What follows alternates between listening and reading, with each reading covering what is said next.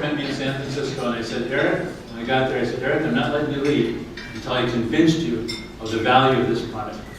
This product has great value. I think it will save a lot of lives. It's going to be a lot of hard work. I need you to help me. I can't do it alone. And I stayed there until I kidnapped Eric. He left his family. He came down, lived out of his suitcase. I put him in a back room in our house for 2 years. He slaved away without a penny of income.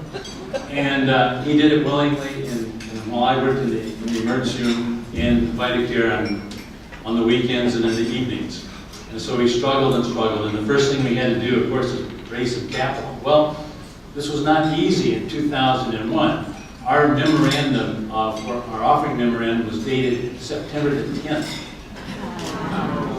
It honestly was. The next day we had a number of appointments to meet with people for investment, and that all went away with 9/11. So we had to hunker down for 2 more years, and we struggled. We went to so many meetings here in San Antonio trying to raise money. And I kept getting the door slammed in my face, and my nose got very, very flat. Everybody had reason for not investing. It's crazy to kill somebody's bone. Their leg is going to fall off. It's going to hurt too much. Nobody will do it. There were all these naysayers. We could never get anybody interested enough to put their money into it. And so we finally decided we had to go to New York. So we took off for New York, and I just have to tell you a funny story. The first guy we met with was an angel investor. He was somewhat eccentric, to say the least. And he had a big apartment on Fifth Avenue. We went up there, and he said, I have 20 minutes to meet with you. We said, okay. And he was eating seaweed out of a dog bowl. And he was actually very rude. Everything we said, he said, no, the government won't allow that. That can't be true. And I said to myself, why am I here in New York? Putting up with this. So in 20 minutes, he said, well, time is up. And he shook my hand. He said, I'm only going to come in for $750,000. I said, oh, well, welcome to New York. The next guy we met was up high in a tower somewhere, and he was trading millions of dollars worth of trades. He had 2 or 3 screens, and I was trying to tell him about the EasyIO, and he wouldn't look at me. He says, keep talking, I'm listening. And so I'm trying to show him the EasyIO. Could you look here for a second? Okay, yeah, all right. And so I left after half an hour, and he said, well, I'll call you sometime if I'm interested. So we go down the elevator, get to the bottom of the elevator, the phone rings. Hello? This is the guy. He says, I'm coming in for $500,000. I said, whoa. This is the way they do things in New York. Pretty neat. We had a 2-week Log and 20 show planned. We cashed out in a day and a half and came back to San Antonio. So it was pretty amazing. That's when I was able to leave the emergency room and come to work for VitaCare first time. And it was a big deal for me because I love working in the emergency room. It's something I love to do. Every day I try to save a life. But I thought to myself, here's a chance to save thousands of lives, not just one at a time. And so I made a decision to put all my effort into VitaCare. Then the next thing that happened, when we got our money, we had to do a lot of things. We had to do engineering. We had to go to California to get our engineers. We had to do testing. We got friends and relatives. We had to get FDA approval. That was the big problem. The FDA was very worried about powered needles going into people's bones with paramedics. And so we had to get manufacturing.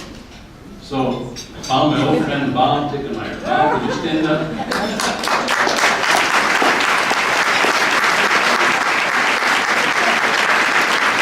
It was very fortuitous. Bob called me. He was in North Carolina or someplace like that. He said, I saw something in the paper about you. Is this the same Larry Miller? I said, yes. He said, did anybody help you with manufacturing, engineering, and regulatory? I said, boy, do I ever. How soon can you get here, Bob? And he had worked for me 20 years before. So there's a rainbow over Bob's head, and he really helped us get going with our engineering, our testing, our FDA approval. And we've had 3 inspections now with the FDA with not a single demerit.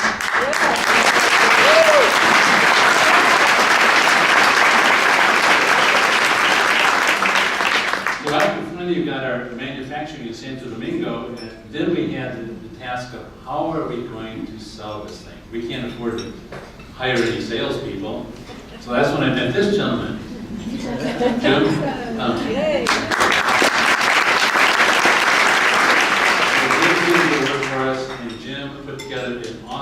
network of specialty dealers that he was good with. He'd been with U.S. Surgical and other companies.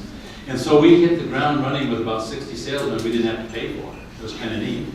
And since then, we've gone to our direct sales, but that's the way we started. And it was pretty amazing. So with the four of us, we started this company. And the biggest challenge we had, honestly, at that point was, how do you get paramedics to use this? I know a number. How many of you are paramedics in this group right now? Right.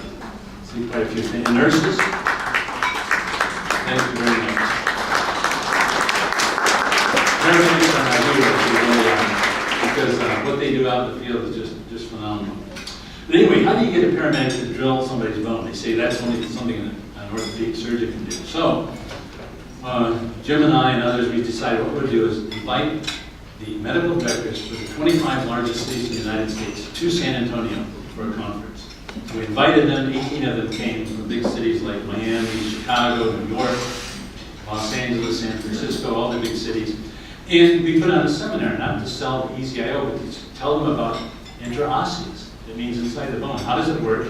We let them try it out on cadavers and animals, and they tried it out amongst themselves, and they all sold themselves. They left here enthusiastic about intraosseous.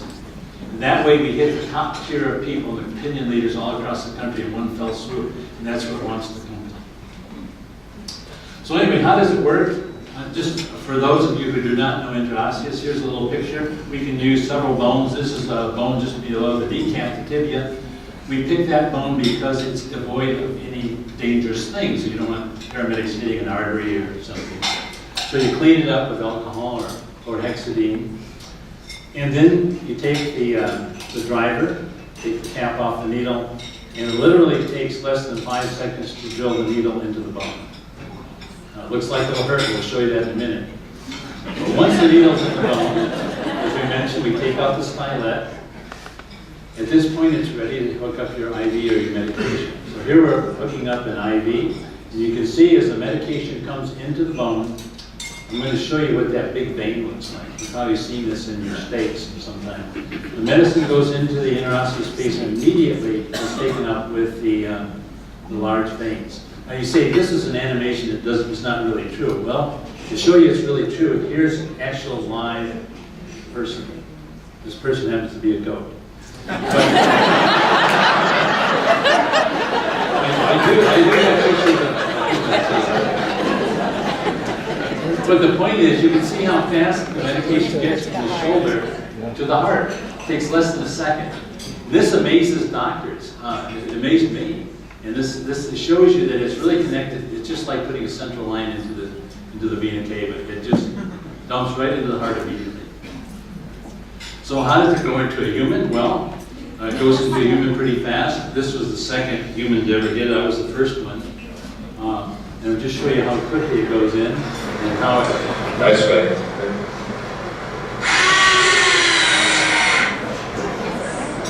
I'd rate that a 2. Right. Yeah, that's definitely a 2. All right, now we're going to aspirate. I can't feel your aspirating. Isn't that beautiful? Oh, it's coming out so easy. So I can tell you that the insertion was like next to nothing. Really? Absolutely next to nothing. Wow. It was fast. It was really fast. It was shockingly easy. I've had IVs that hurt worse. Okay, we're going to use So we had IVs that hurt worse. So that's typically what we do.